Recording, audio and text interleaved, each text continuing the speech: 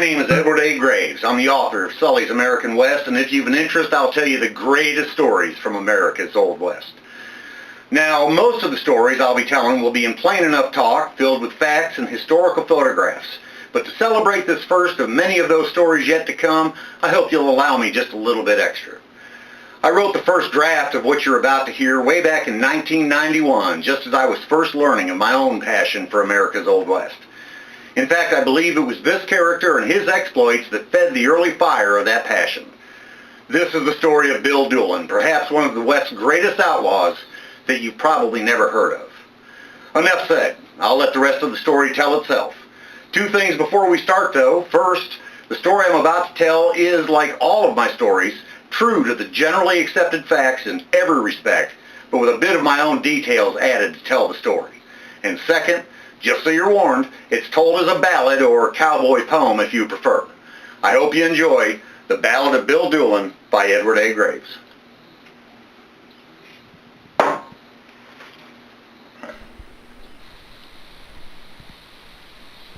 I've heard the hoofbeat thunder, smelled the fire of the gun, riding in the territory beneath the western sun.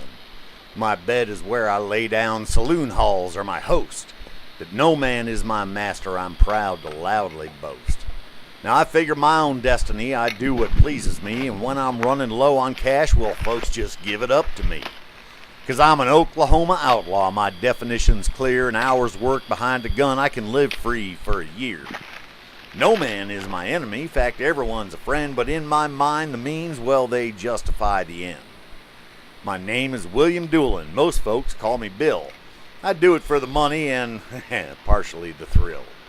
My younger years were right enough working ranches as a hand, but early on I felt the need to be an independent man. I found a bit of trouble on a Kansas Independence Day, and as I gained a reputation, started making my own way. There came along an outfit. They'd set their sights on trains, stop and rob 'em, then escape, holding tightly to the reins. Well, them boys was the Daltons, Emmett, Grat, and Bob, and we had some mighty fine times until that Coffeyville job. I didn't ride along that day. We'd had a falling out, and them boys found resistance. In fact, it was a rout. For when the smoke had settled, both Bob and Grat lay dead, and we were branded outlaws with prices on our head. I found my way to Ingalls, an outlaw-friendly town. Them folks kind of liked me, and the law came not around. Slowly others gathered up, my bunch began to form, and when we lit out as a group, the Wild Bunch was born. There was one person left behind, Edith, my new wife. We'd met while I was resting. I'd loved her all my life. But we picked up where I'd left off before the Daltons met their fate. With lots of other trains and banks, them treasures wouldn't wait. Now, the law had surely noticed the exploits of our gang, and they became right serious about seeing us all hang. Trains became our specialty. We knew just what to do, and when the posse quit a-chasing, back to Ingalls to let things cool. But little did we know by then the law had learned our ways through spies they'd sent among us, and they'd heard us plan our plays. They came to town unnoticed, but Dick Speed jumped the gun, shot at Bitter Creek Newcomb, and that began the fun. Gunshots echoed out across that sleepy little town. The lawmen hid behind what could, and we just hunkered down. One of ours was upstairs, laying sick in bed, known as Arkansas Tom, and he was armed with guns and lead. Well, he had himself a good time, the best seat in the joint. Kept them lawmen pinned down, he surely made his point.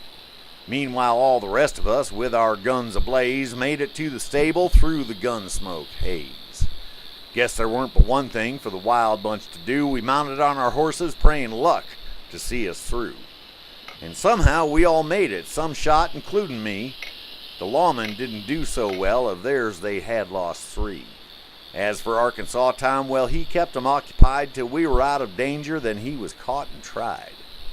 We made it out of Ingalls, stopped to heal our wounds, and then we started once again to seek out other boons. Once again we pulled our jobs, and once again we split. I headed for Eureka Springs, my wounds was given fit. Well, I was sitting in a bathtub, highly unprepared, when a marshal named Bill Tillman informed me I had erred. Weren't no sense in arguing, I was sitting naked in a tub. He took me back to Guthrie, I joined the jailhouse club. I didn't stay there long, though, not being much for jails, escaped and headed homeward, across seldom traveled trails. Well, I guess this was an insult the law just could not stand, and they sent out every lawman and scoured all the land. It then occurred to me that I had had my thrill, started thinking of a peaceful life beyond an unrode hill. I sent a message to my wife to come and bring our son, that we would leave this life behind. My outlaw days was done. New Mexico was beckoning. I knew good people there. We'd lived our lives as ranchers with normal people's cares. Well, that was my side of the story, but the law does not forgive. They were not about to let me just leave and let me live. Edith and my son Mac were loaded up and ready to end this outlaw living was the vision I held steady. I started down a darkened road to check it out ahead, but somehow deep inside me I felt a secret dread. They hollered out a warning not to give a fight. My choice of action that time surely wasn't right. Now I lay here dying upon this dusty road, in my chest the fire of a deadly shotgun load. Heck Thomas stands above me, I hear Edith crying. This time when they found me, them boys was really trying. I guess it's only fair for me to find this violent end. The Wild West itself is now nearly at an end.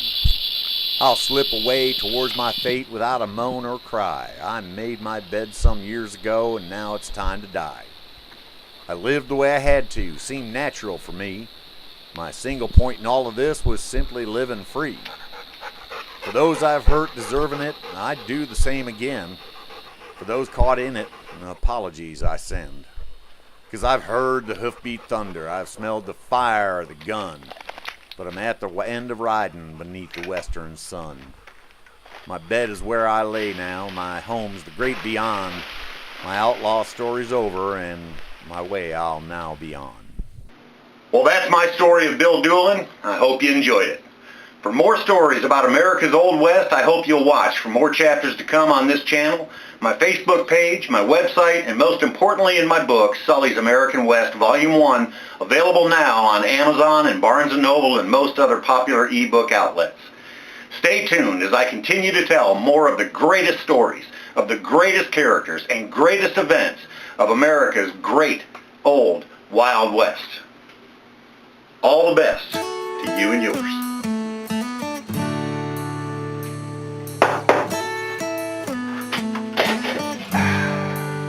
I believe it's that way.